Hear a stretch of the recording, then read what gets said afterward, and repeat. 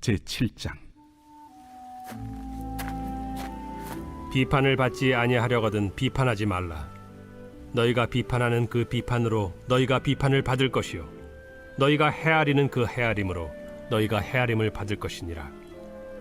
어찌하여 형제의 눈 속에 있는 티는 보고 내 눈 속에 있는 들보는 깨닫지 못하느냐? 보라, 내 눈 속에 들보가 있는데 어찌하여 형제에게 말하기를 나로 내 눈 속에 있는 티를 빼게 하라 하겠느냐? 외식하는 자여, 먼저 내 눈 속에서 들보를 빼어라. 그 후에야 밝히 보고 형제의 눈 속에서 티를 빼리라. 거룩한 것을 개에게 주지 말며 너희 진주를 돼지 앞에 던지지 말라. 그들이 그것을 발로 밟고 돌이켜 너희를 찢어 상하게 할까 염려하라.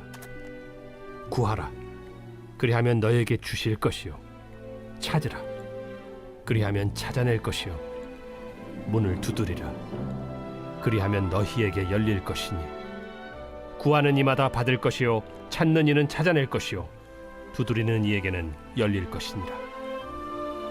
너희 중에 누가 아들이 떡을 달라 하는데 돌을 주며 생선을 달라 하는데 뱀을 줄 사람이 있겠느냐? 너희가 악한 자라도 좋은 것으로 자식에게 줄 줄 알거든 하물며 하늘에 계신 너희 아버지께서 구하는 자에게 좋은 것으로 주시지 않겠느냐? 그러므로 무엇이든지 남에게 대접을 받고자 하는 대로 너희도 남을 대접하라. 이것이 율법이요 선지자니라. 반갑습니다. 오늘도 큐티로 여는 기막힌 하루입니다. 오늘 나눈 말씀은 마태복음 7장 1절에서 12절 말씀으로 구하라, 찾으라, 두드리라는 말씀으로 나누려고 합니다. 첫 번째로는 구하고 찾고 두드리려면 비판을 하지 말아야 됩니다. 1절과 2절 비판을 받지 아니하거든 비판하지 말라. 너희가 비판하는 그 비판으로 너희가 비판을 받을 것이요 너희가 헤아리는 그 헤아림으로 너희가 헤아림을 받을 것이니라. 비판은 옳고 그름을 검증하면서 사람을 구분하고 구별하는 행위를 의미합니다. 정죄하기로 결정한 상태에서 비판을 하는 것입니다. 성경에서는 그 많은 비판은 상대를 살리거나 발전시키기 위한 긍정적인 비판이 아니라 상대방을 죽이거나 넘어뜨리기 위한 부정적인 비판입니다. 사람들은 대부분 비판받기를 싫어합니다. 자신을 향해 비판의 강도가 세지면 감당하기 어려워하는데요. 그런데 나도 끊임없이 누군가를 비판하고 있는 것을 알아야 합니다. 내가 다른 사람을 비판하면 그 비판으로 내가 비판을 받게 됩니다.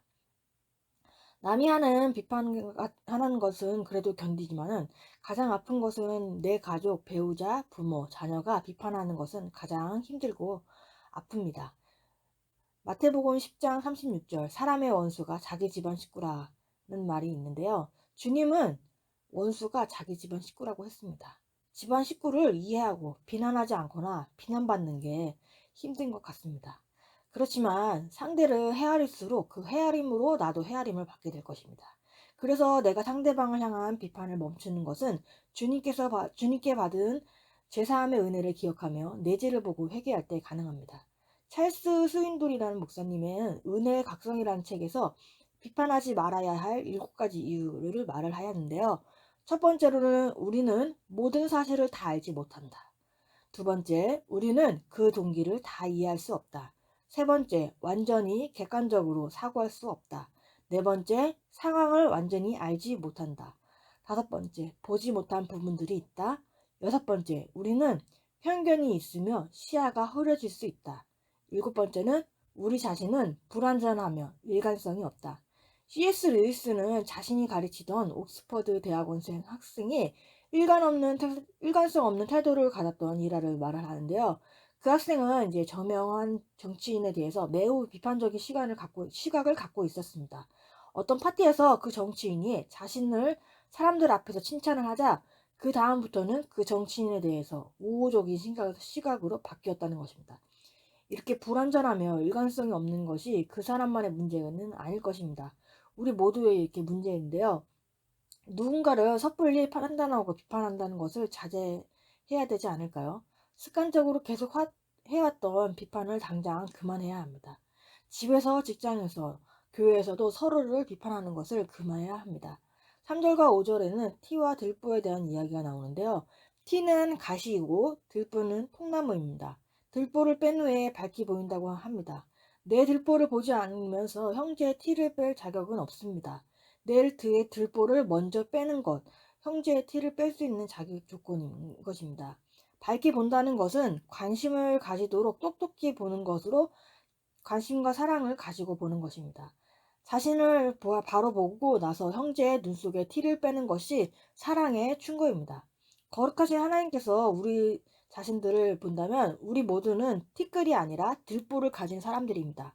우리 모두 하나님 앞에서 자신을 본다면 함부로 형제를 비판하거나 정죄할 수는 없습니다.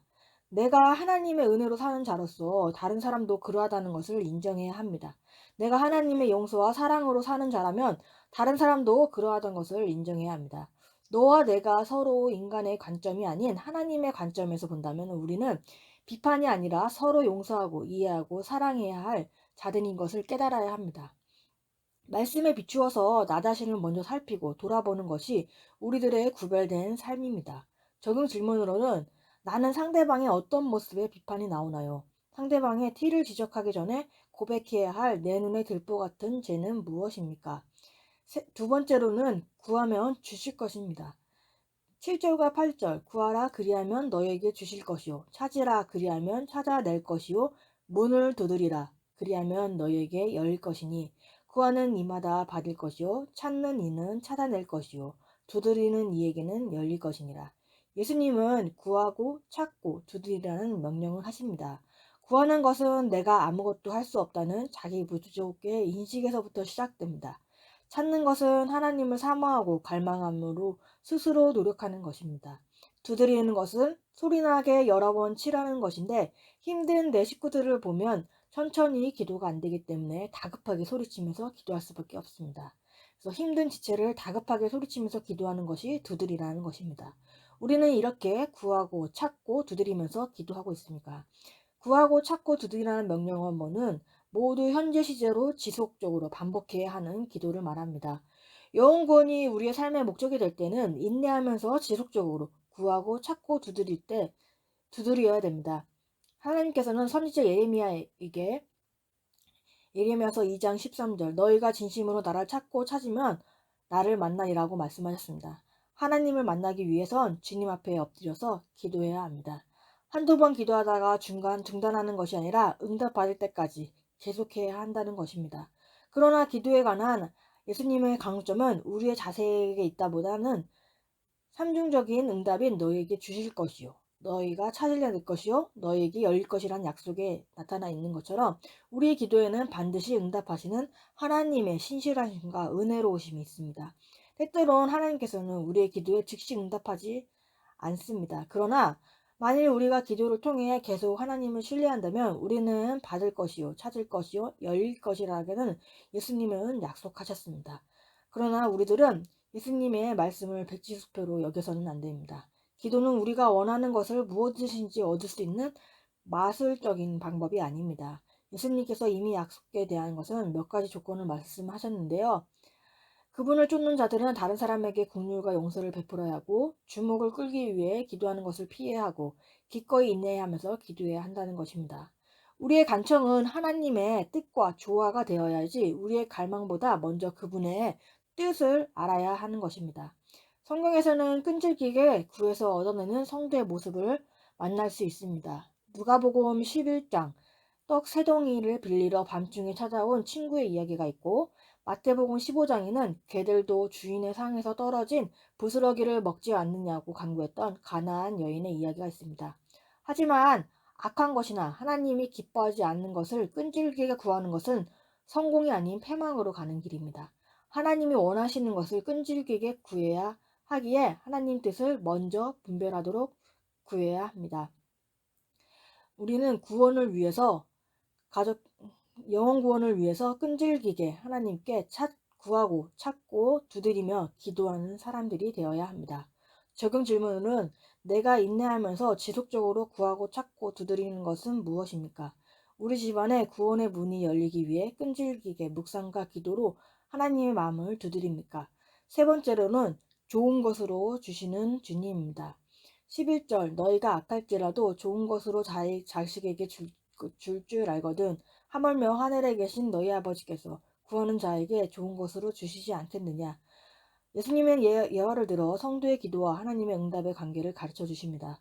자녀가 배가 고파서 떡을 달라고 하는데 떡 대신 돌을 주는 못된 부모는 없습니다. 이처럼 하나님 아버지는 구하는 자에게 더 좋은 것을 주시는 분입니다. 하나님에 대한 믿음을 우리는 가져야 됩니다. 생명과 같은 독생자를 주신 하나님이 무엇이 아깝겠습니까?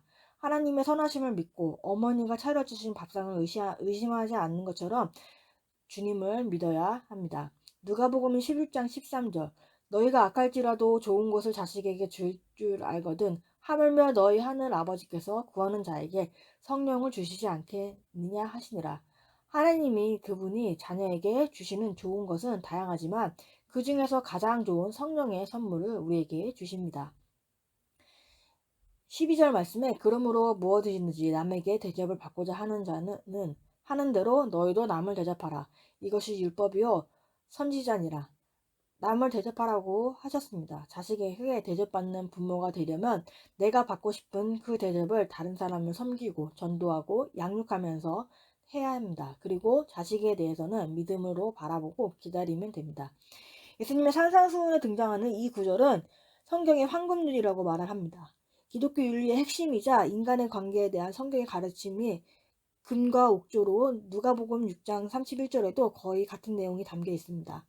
황금률이란 별명이 붙여진 것은 3세기 로마 제국이 24대 황제인 세베루스 안델렉산더가 이 글귀를 금으로 써서 거실 벽에 붙여놓은 데서 유래했다고 전해집니다.